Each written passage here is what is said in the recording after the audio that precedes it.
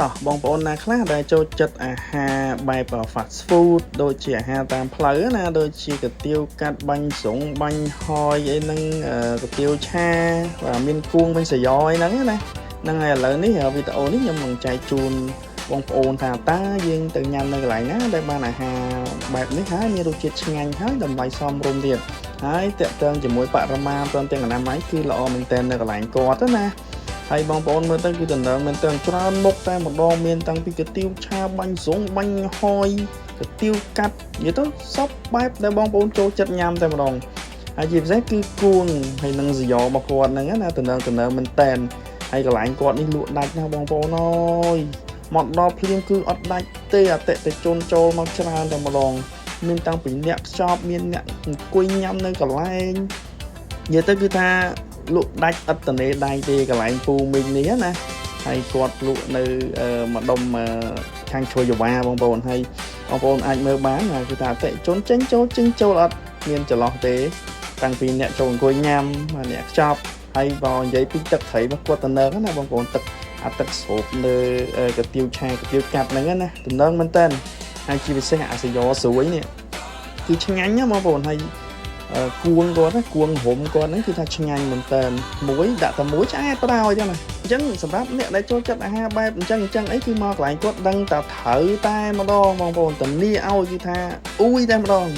បានសាក់ហើយគឺដឹងតែចង់មកទៀតហើយដូចអេដមីនជាដើម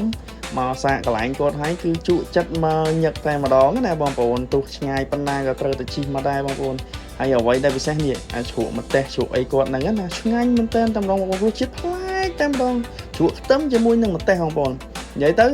រសជាតិគាត់គឺប្លែកតែម្ដង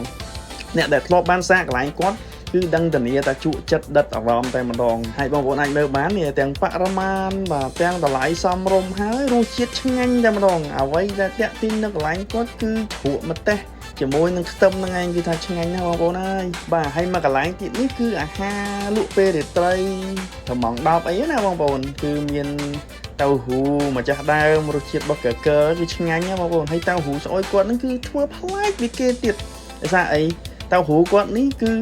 គាត់បំពងស្រួយហ្នឹងហើយគឺមានចោះព្រួយសោះរបស់គាត់ណាសោះរបស់គាត់គឺសោះបែបរសជាតិយូនីករបស់គាត់តែម្ដងគឺអែមតំណើងណាបងប្អូនណារសជាតិឆ្ងាញ់ប្លែកតែម្ដងហើយចាំមើលពេលដែលគាត់ដាក់សោះគាត់នេះគេមានសោះគាត់ហ្នឹងគឺដាក់ទៅតំណើងមែនទេបងប្អូនមានដូចជាខ្ទឹមមានអីបំពងអីចឹងណាតែរសជាតិរបស់គាត់យូនីកប្លែកគឺថាបងប្អូនខ្លះគឺអត់តែបានភ្លក់រសជាតិហ្នឹងទេខ្ញុំជឿថាគឺមានតែកន្លែងគាត់ទេមានយូនីកបែបរបស់គាត់ណា